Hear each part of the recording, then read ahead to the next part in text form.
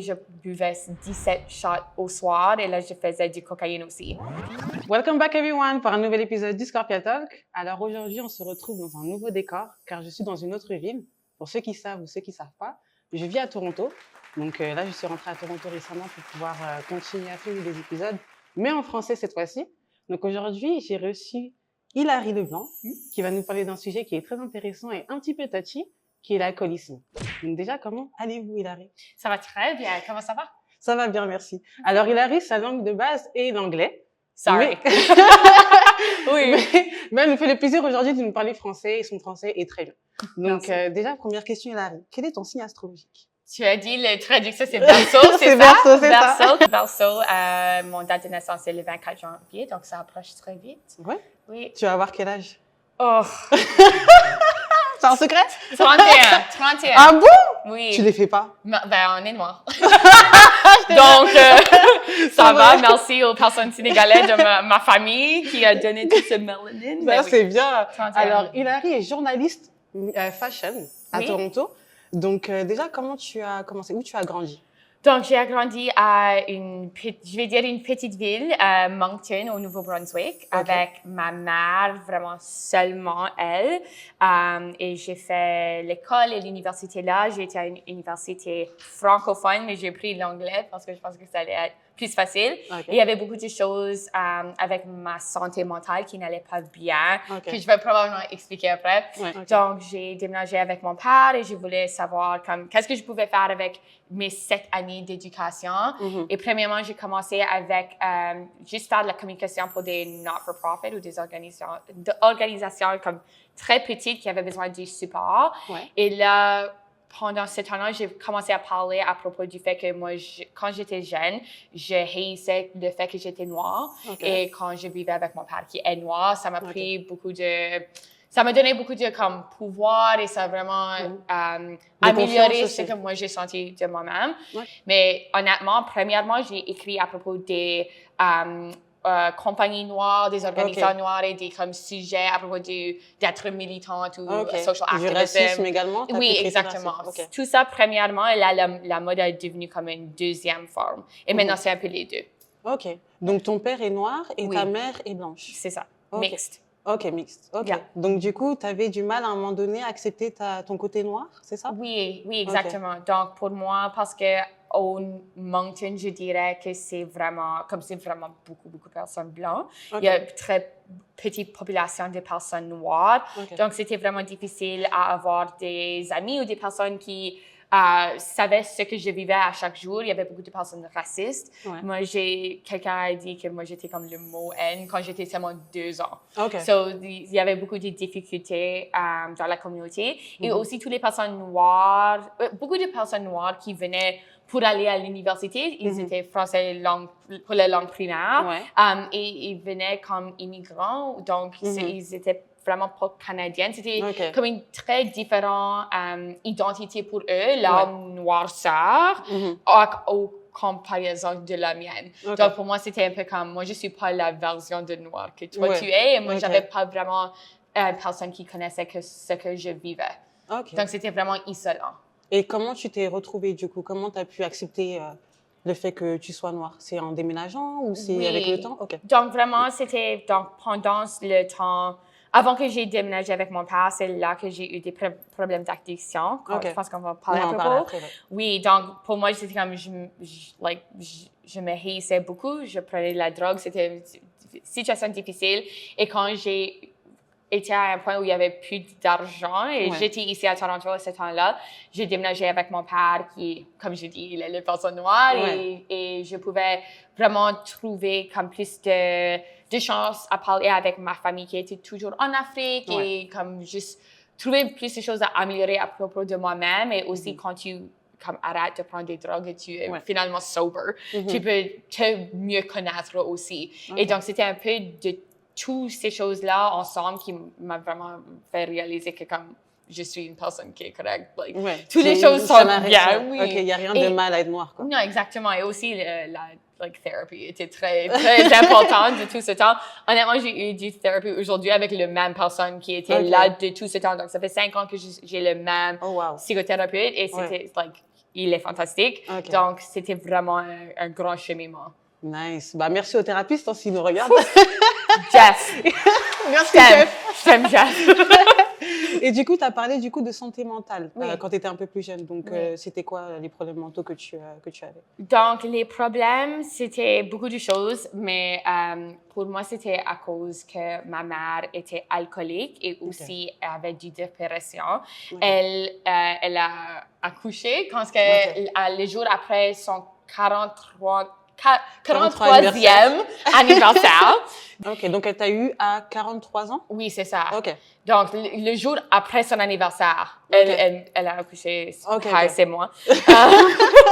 Donc, il y avait beaucoup de problèmes à la maison. Ok. Et là, quand j'étais en 3e année de l'université, elle a eu la démence. Ok. Donc, ça fait 10 ans qu'elle a cette maladie et c'est vraiment difficile. Donc, quand elle était plus capable d'être à la maison, c'est là que moi, j'ai commencé à boire et prendre des drogues pour me soulager, je pense. Donc, tu l'as vu boire et donc toi, ça t'a initié aussi à boire? Comment ça s'est passé un peu? Moi, je l'ai vu boire et honnêtement, je pensais que je vais jamais faire ça. Okay. Et là, j'ai rencontré un homme. Ça, c'est toujours un problème. Toujours les hommes. Toujours les hommes. Il y a trop de problèmes avec eux. Oui. Donc, moi, honnêtement, c'était un match sur Tinder et moi, je pensais qu'il était beau, whatever. Okay. Mais là, il vendait les drogues. Et donc, pour moi, c'était comme je vais boire pour être proche à lui, mais je vais jamais faire les drogues. Okay. Mais là, comme 9 mois plus tard, c'était OK, maintenant je vais faire les drogues pour être plus proche à lui. C'est comme, il y avait toujours comme, je bougeais toujours like I was always moving the post. Ouais. C'était toujours, je vais faire une autre chose pour être plus proche à lui. Et dans les 3 ans que ça s'est arrivé, il m'a jamais comme dit que moi je suis like sa blonde. Il y avait jamais une sens de commitment ou rien exactement. Donc pour moi, c'était pour rien au fin. Et c'était vraiment une relation très toxique, abusif, physiquement, mentalement, comme everything. C'était très très négatif. C'était ta première relation? Oui. Je dirais même pas comme en termes de comme être mon boyfriend relation, c'était like il voulait jamais mettre un label, donc c'était il voulait jamais mettre un nom sur votre relation. Donc c'était toujours non officiel, mais pour moi c'était ça. Mais c'était très abusif et là j'ai déménagé à Toronto dans le milieu d'essayer de me éloigner de lui. Et je pensais en déménageant que j'arrêterais mes addictions parce que je serais pas peur des drogues à Toronto. J'étais comme, je vais jamais faire ça. Et comme un mois plus tard, j'étais comme, maintenant je fais ceci. Et rien n'a changé avant que j'ai déménagé avec mon père et j'ai vraiment arrêté tout. Et eu le support de ma famille. Ok, et de Jeff? Oui. Mais du coup, tu as commencé à boire pour un petit peu lui plaire à ton ancien copain? Oui. Donc, c'était pas vraiment pour le plaire, c'était vraiment plus comme... C'était un peu... Pour qu'il te reconnaisse comme sa petite copine, peut-être? Peut-être ça, ou juste le fait qu'il me semblait qu'il pensait que j'étais très innocente parce que j'avais vraiment pas vécu de vie. Donc, pour moi, c'était un peu comme, je vais lui donner la preuve que je suis un adulte. Moi, je suis grande, je suis une grande fille, je vais faire ceci. Mais là, c'était comme la plus mauvaise chose possible. Mais là, j'ai aussi... Pendant que j'ai commencé à boire, j'ai apporté quelqu'un qui était comme un nouveau ami. Et là, on a rencontré du monde. Et là, c'était comme un nouveau groupe d'amis. Donc, Et tout le monde buvait dans ce groupe d'amis? Oui, exactement. C'était comme un groupe d'amis qui était seulement dans des bars et dans des situations avec de l'alcool. Donc, pour moi, c'était un peu comme... Maintenant que j'ai fait des amis et j'avais jamais eu des amis comme ceci, je vais continuer à boire pour avoir ces relations sociales et avoir des amis de même. Et c'est juste continuer pour presque 3 ans. Oh, wow. Et quand tu as bu pour la première fois, tu avais ressenti quoi? C'était quoi ta réaction? C'était bon? La tequila? Donc, je dirais comme j'ai probablement bu comme 1 fois ou 2 fois avant et ça m'a vraiment fait rire. Je pensais comme j'aime les boissons très sucrées. Mais je veux quelque chose qui goûte bon. Mais là, c'était un peu, pour moi, ce qui a changé, c'est comme prendre des shots avec tout le monde et le sentiment de comme je suis avec un groupe, je suis partie d'un groupe. Et ça a vraiment changé, je pense, mes pensées mentales à propos de comme boire pour être social. Pour être accepté. Et oui, ça c'était quelque chose qui était vraiment c'est ça qui, je pense, qui m'a attirée Ouais. à boire. C'était l'aspect que je suis plus seule. Parce que maintenant que ma mère était plus à la maison, j'étais vraiment, vraiment seule pour la première fois. Donc, pour moi, c'était toujours pour comme to escape cet sentiment, pour être plutôt seule, pour être avec d'autres mondes. Et aussi, comme boire, ça m'a fait oublier tous les problèmes et tous les peurs que j'avais que ma mère allait mourir ou n'importe quoi allait arriver. Et maintenant, c'était comme, il n'y a pas de problème, il n'y a pas de souci dans le monde. I'm drunk.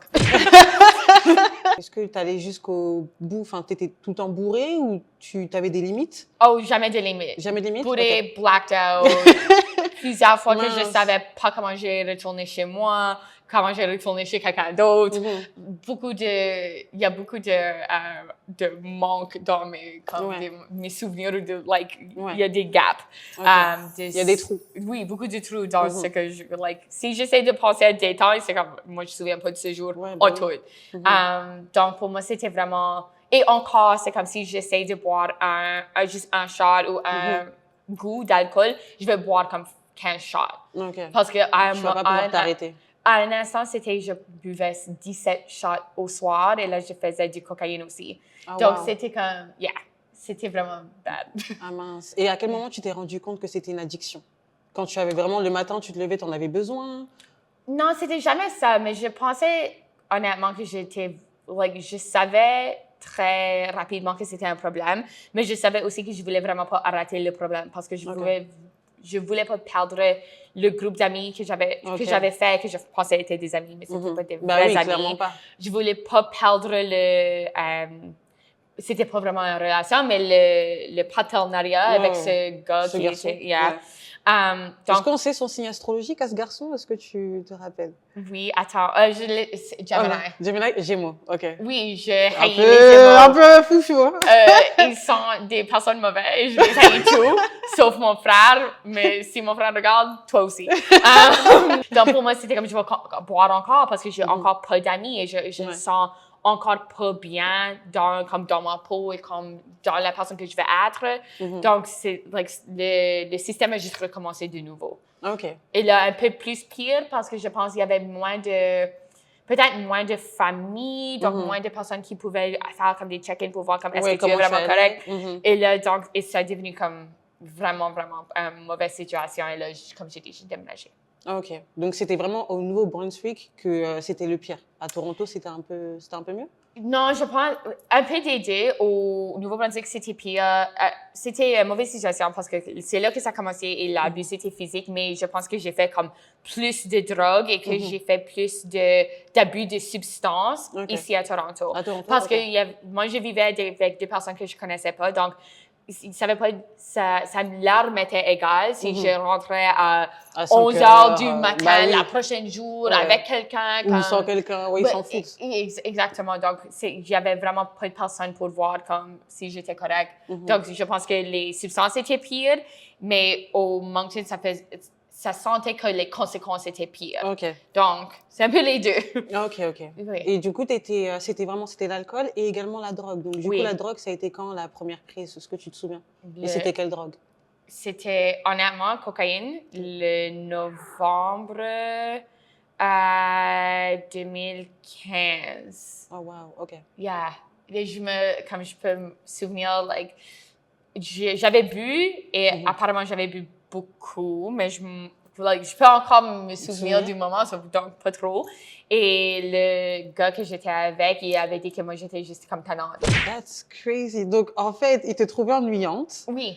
Et donc pour pouvoir te revitaliser un petit peu, il t'a donné un peu de coke pour te dire ok, tu auras une nouvelle personnalité avec de la coke. Non mais il est vraiment fou ce mec. Oui, je me souviens de me réveiller la prochaine journée, je disais comme j'ai senti rien, mais là ça me disait comme je vais l'essayer de nouveau parce que j'aurais dû sentir quelque chose. Donc pour moi c'était comme oh you're invincible, rien n'est arrivé donc je dois l'essayer de nouveau. Et là t'arrêtes, Oui, et là après ça c'était comme je vais juste comme le faire. Mince. Parce qu'il y avait comme pour moi la première fois, la deuxième fois il y avait pas de conséquences négatives parce que je l'ai pas senti. Donc pour moi c'est comme bon c'est pas si mauvais que tout le monde dit. Oui. Et lui, il te regardait le faire, il le faisait même avec toi? Ouais, c'est au lui final? qui le vendait. Donc, Ah! oui, donc c'est ça le gros problème. Bah, le problème, bah oui. Donc, t'avais en abondance, t'avais en fait En accès à... abondance, Mince. vraiment. Like, on a regardé tu connais le film Scarface? Scarface, oui. Donc, à chaque fois qu'il faisait le coke dans le film, on le faisait. C'est une soirée. Ça, c'est ce que moi, je pensais était comme un date. Ouais. Mais il n'y avait pas on n'était pas official, donc c'était pas même un date, mais c'était ça, notre soirée. De juste la comme le folie. faire chez nous. Même pas même chez nous, chez lui. Ouais. Yeah. Mais il te considérait toujours pas comme sa petite Non. copine? Oh, wow.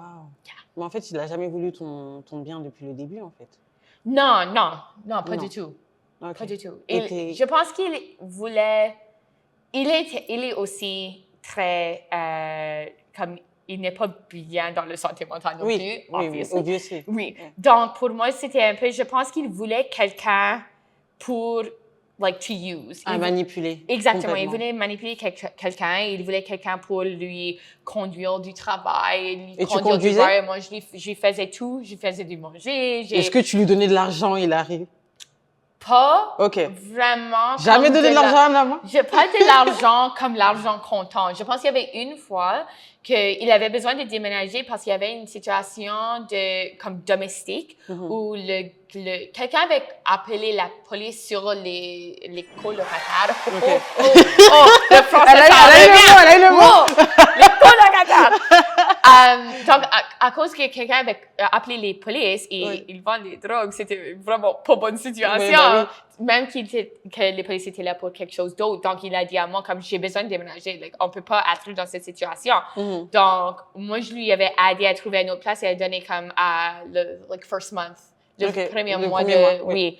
Donc, moi, je lui ai donné comme 500 piastres. Et je pense qu'il m'a peut-être repayé, mais aussi quand tu me donnes des drogues à chaque soir... En fait, c'est comme si... On est even, comme qu'est-ce que je peux vraiment dire. Donc, c'était juste une comme pas bonne situation. Je pense qu'il avait pas beaucoup de...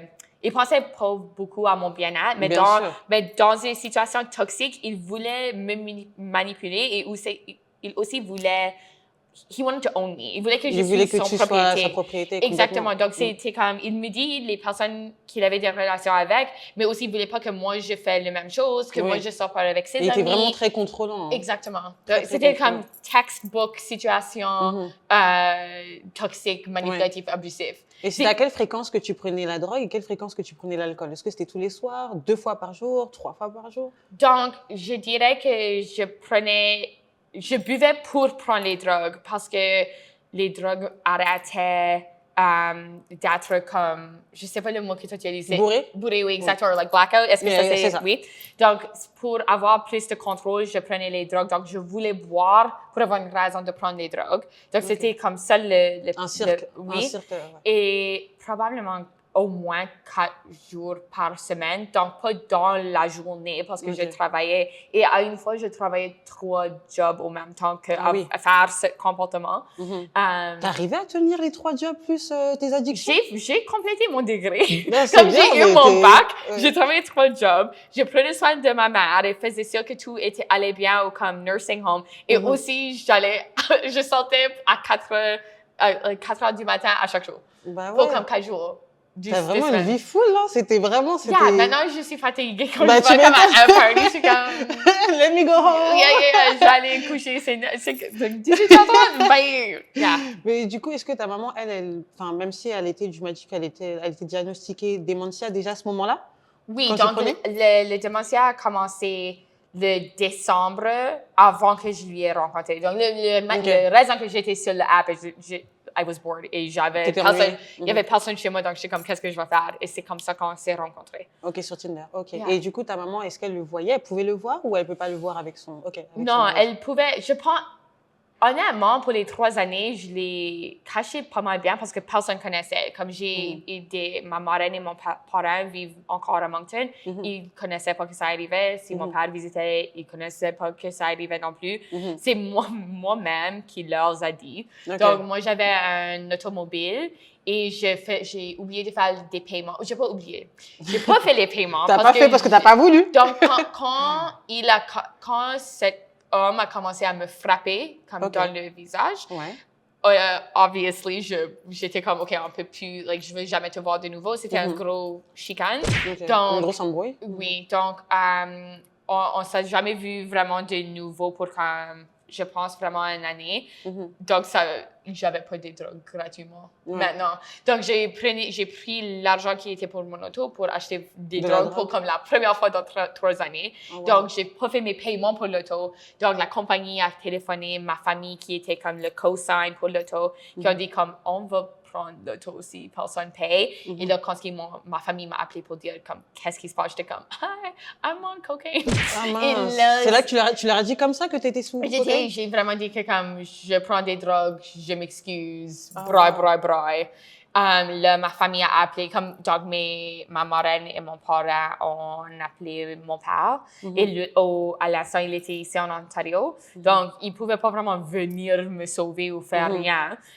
Il a décidé qu'il voulait que moi, je vais en Afrique et fait comme un programme rehab pour vivre avec ma grand-mère. Et j'étais comme, non. Je la connais vraiment pas. J'ai jamais été en Afrique. Je pense pas que ça, c'est la solution. Et là, moi, j'ai essayé de lui convaincre que la solution était d'aller à Toronto. Ça serait plus proche à lui. Et donc, je mets comme... Plus proche de ton père, du coup? Oui, exactement. Donc, je pense que j'ai comme fait un peu d'un plan pour améliorer la situation, pour parvenir ici. Mais comme j'ai dit, ça c'était pas vraiment une solution. Mais c'est comme ça que ma famille a eu connaissance que je faisais les drogues. Avant que j'ai dit les mots, je pense pas que personne ne savait. Peut-être ils pensaient que j'ai comme... avait des problèmes avec ma santé mentale à cause de la diagnostic, like my mom's diagnosis, ou peut-être elle pensait que je mangeais pas, je sais pas vraiment ce qu'ils pensaient, mais ils savaient que j'étais pas bien, mais personne ne fait rien. Donc. Parce qu'ils savaient pas comment gérer, c'était peut-être la première fois qu'ils avaient aussi affaire à ça. Oui. Mais en fait, ça me fait un peu de la peine parce que je me dis que du coup, lui, il profitait de toi parce que tu te sentais seule. Mais est-ce que tu t'es toujours sentie seule même quand tu étais petite? Est-ce que tu avais des amis d'enfance? Est-ce que il y avait des gens autour de toi, même tes parents, tu as mentionné ton parent et ta marraine, est-ce que tu étais proche d'eux? J'étais proche d'eux, mais c'est toujours comme... J'étais pas seule, comme vraiment isolée, mais parce que, comme je dis, ma mère était vraiment comme overprotective. Ouais, elle était très protectrice. Oui, donc, parce qu'elle était très protectrice, je pouvais pas vraiment comme être avec des personnes, comme faire des sleepovers ou aller chez des amis quand j'étais jeune. Like, elle voulait toujours vraiment comme avoir ses yeux sur moi, comme presque littéralement. Donc, c'était vraiment difficile d'avoir des amis, avoir des relations avec du monde, juste parce qu'elle voulait que moi, je suis comme celle pour elle. Donc, même, like, ma marraine et mon parent, oui, mais c'était juste les fins de semaine. Ils sont des personnes qui... Parce que ma mère est âgée, ils sont âgés aussi comme maintenant, ils sont 80. Donc, c'était vraiment difficile. Donc, c'était pas que j'étais comme seule, mais j'avais pas des amis ou des personnes de mon âge et pas d'autres personnes noires ou mixtes que j'étais amie avec pour partager une expérience ou pour voir comment est-ce qu'ils géraient leur vie. Il y avait... Tu ne pouvais pas te comparer en fait à la vie de quelqu'un d'autre qui était noir parce que tu n'en avais pas d'amis noirs. Non, et aussi, je pense qu'il n'y avait pas de personne qui avait une situation comparable, même au fait de l'âge de ma mère ou du fait que mon père n'était pas là. Donc, il y avait beaucoup de différents comme nuances ou de particularités de ma vie que personne d'autre avait qui m'a fait tout seul dans ce chemin ou comme parcours de ma vie. Donc, c'était juste vraiment différent. Bah oui. Unique dans un passant un peu mauvais, mais honnêtement, ça m'a fait comme... Maintenant, tout va très, très bien à cause de toutes ces choses que j'ai vécues. Donc, ça...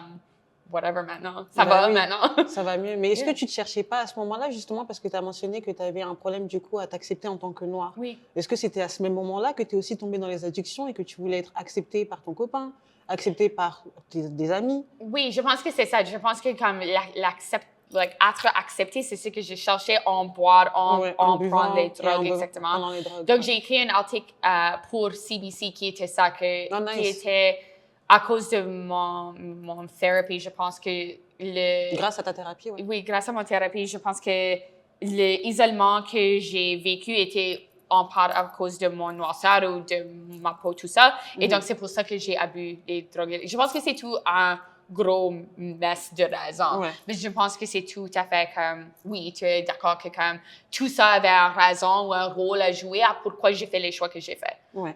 Et quand tu es arrivée à Toronto, donc du coup, Oui. comment ça s'est passé directement? Tu vivais où? Tu vivais avec ton père directement ou tu... Non, donc c'est là j'ai vécu avec les colocataires que Ok. j'avais ou qui comme on s'est rencontrés sur comme une groupe de Facebook qui était comme si tu veux trouver des colocataires dans je Toronto comprends. parce que c'est difficile ici. C'est très cher, les gars! C'est cher et difficile. Donc c'était moins cher en 2019, mais Ouais. oh non, même excuse de 2017. Ouais. Donc, j'ai rencontré eux. Il y avait quelques amis de Moncton qui ont déménagé aussi. Et comme j'ai dit, j'ai essayé de faire mon deuxième bac. Et c'était OK, mais ça n'a pas vraiment bien passé parce que j'ai commencé à boire de nouveau, prendre les drogues de nouveau. Donc, j'allais vraiment pas à mes cours. Je passais pas mes classes. J'avais eu une situation traumatisante où j'ai bu avec quelqu'un étranger et je pense que quelqu'un avait des drogues dans mon boisson. Et là, quand je m'ai réveillée, ses dents étaient cassées en deux. Ça existe, comme presque n'existait pas. J'avais du sang dans ma bouche, des grattes sur mon corps partout. Je me souvenais de rien. Donc, j'ai allé au docteur pour voir ce qui s'est passé. Je pensais pas que j'avais eu comme un abus sexuel nécessairement. Je pense que ça s'était peut-être essayé, mais je pense pas que ça avait arrivé. Mais j'avais besoin d'avoir comme ces dents tout à fait enlevées et refait. J'avais un air cast sur mon pied. Air cast, je sais pas comment dire. C'est comme... Tu sais, comme un vrai, quand tu casses ton jambe, mais c'est un qui est enflé avec de l'air, donc c'est pas dans du plâtre. Oui, plâtre, exactement, c'est ça. Yo! T'as trouvé le mot avant moi, même. Plâtre! Donc, c'est comme en plastique avec de l'air, c'est juste pour des fractures, mais pas pour un vrai casse. Donc, pour moi, être dans l'école pour la mode, puis moi, je me mets à marcher avec ça, c'était vrai comme I was embarrassed, ça m'a fait vraiment comme... C'était vraiment difficile. Je faisais pas bien à l'école, j'aimais pas l'école. Mais à cause du fait que j'avais été au docteur et tout ça avait arrivé, je pouvais aller au gouvernement et dire, parce qu'ils me donnaient des bourses ou de l'argent? De l'argent pour l'université. Donc, c'est pour ça que je pouvais dire comme j'ai pas fait bien à cause de cette issue mentale, avec ce problème médical. Est-ce que je peux essayer de nouveau? Donc, ils m'ont redonné de l'argent quelques fois pour réessayer mes cours parce que j'avais comme un note du docteur pour dire elle avait survécu ceci, blablabla. Et cet argent-là, tu l'utilisais bien pour l'école ou tu achetais aussi ta drogue ou de l'alcool avec? Probablement les deux. Donc, il y avait comme un montant qui avait besoin d'aller pour les tuitions, les livres et tout ça. Je faisais ça, mais le restant qu'il y avait pour comme vivre, j'utilisais pour probablement les drogues et l'alcool. Mais je travaillais un peu aussi. C'était juste que le travail n'était pas assez pour les tuitions. Mais c'est pour, avec cet argent, je le dépensais surtout sur les drogues. Mais tu as quand même un fort mental de pouvoir mélanger la drogue, l'alcool, aller en cours, faire tout ça. Certains peu fois que j'allais en cours, oui. Mais j'ai vraiment essayé. Parce que je savais que je voulais mieux pour moi-même. Je savais que c'était pas un parcours de vie que je voulais faire. Comme je pense que tu as mentionné un peu, j'avais vu ma mère qui a fait les mêmes choix, pas avec les drogues, mais je savais que être alcoolique était un grand partie, il pense, de la raison qu'elle a du démentiel. Donc, c'était pour moi comme, pourquoi est-ce que je fais les choses qui nous ont rendus un peu dans cette situation. Donc, je savais que je voulais arrêter, mais je savais vraiment pas comment et quelles mesures, quelles sont les ressources, comment arrêter. Donc, oui, j'avais beaucoup de j'étais forte, mais je faisais toujours les mauvaises décisions pour un peu de temps. Et là, quand j'ai déménagé, je vais me reculer, j'avais pris pas vraiment des cours, mais des sessions aussi comme thérapeute, qui étaient pour des personnes qui abusaient des substances, qui ont vécu le PTSD. Donc, mais tu avais besoin d'aller et quand tu pouvais pas avoir des substances dans ton corps. Donc, pour moi, c'était vraiment difficile à y aller parce que Est-ce que c'est un peu comme les réunions d'alcoolisme anonyme? Oui. Tu avais trouvé ça comment? J'ai aimé ça, mais c'était le défi ou ce que j'ai trouvé difficile, c'était d'être là sans substance dans mon système. Donc, pour moi, c'est pour ça que j'avais pas pu le faire constamment. Mais parce que j'essayais, je savais qu'il y avait quelque chose ici qui voulait survivre. Parce que j'essayais de faire ces choses et j'essayais de me sauver. Mais le même soir, je sortais et tu continuais. Et continuais. Là, 4 mois après que j'ai déménagé, la pandémie est arrivée. Et merci à COVID-19 parce que c'est pour ça C'est vraiment. grâce à eux que c'est grâce t'as à COVID. arrêté? Yeah. Ok, comment t'as arrêté petit à petit? Du coup, le Covid, ça nous a mis tous en hibernation chez nous. Oui. On pouvait pas sortir, donc tu pouvais pas aller acheter par exemple de la drogue ou tu pouvais pas aller Exactement. acheter de l'alcool, c'est ça? Donc, quand j'ai déménagé avec mon père, je savais que j'allais être arrêtée à prendre des drogues. Il est musulman, donc c'est Ok. vraiment différent vivre. Ah oui, différentes manières ça de n'a vivre. rien à voir là. Wow! Wow! C'est différent. un choc. Yeah. Donc, ça, c'était vraiment différent. Donc, il y avait, avant que le mars ou la pandémie a commencé, il y avait quelques fois que j'ai sorti pour comme des dates juste pour socialiser parce que je connaissais personne dans la ville que mon père vive. Donc, après ça, j'ai pris un programme un peu comme rehab. C'était plutôt que tu venais une fois par semaine, c'était juste comme dans un cours, tu prenais des ressources, c'était un peu un workshop et là, tu partais à chaque semaine. Mais là, parce que j'étais seulement 25, je qualifiais pour avoir une thérapeute parce que j'étais comme un jeune adulte. Okay. Donc, pour moi, c'était que tu as un âge limite où tu peux avoir un thérapeute et là, tu peux avoir ces conversations. Et ça, c'est encore le même Jess. That's Jess. C'est encore lui. Donc, j'ai commencé ce programme-là et le COVID a commencé, donc je pouvais plus sortir. Ouais. Et là, avec comme on prendrait les psychothérapeutes. Pute. Merci. Parce que pute is prostitute in French. Oh. No. Wait, dis-moi encore. Thérapeute. Un thérapeute. Ouais, thérapeute. Pute. No pute. Pute. Yeah. Although that would be funny. Ça serait drôle, vraiment. Bah oui. I'm seeing a prostitute for my problems. Anyway, donc, quand est-ce que j'étais voir Jeff, je vais juste dire Jeff. Donc, quand est-ce que j'allais lui voir avant quand est-ce que la pandémie a commencé, je pouvais encore lui parler, lui voir comme sur Zoom. Donc, ça, c'était bien. Donc, lui, il était au Nouveau-Brunswick, Jeff? Non, il était aussi en Ottawa. Donc, c'était comme en personne avant la pandémie a commencé. Et là, je pouvais lui voir virtuellement quand est-ce que la pandémie a commencé. Mais là, je pouvais pas sortir pour boire ou pour avoir des amis. Donc, c'était vraiment...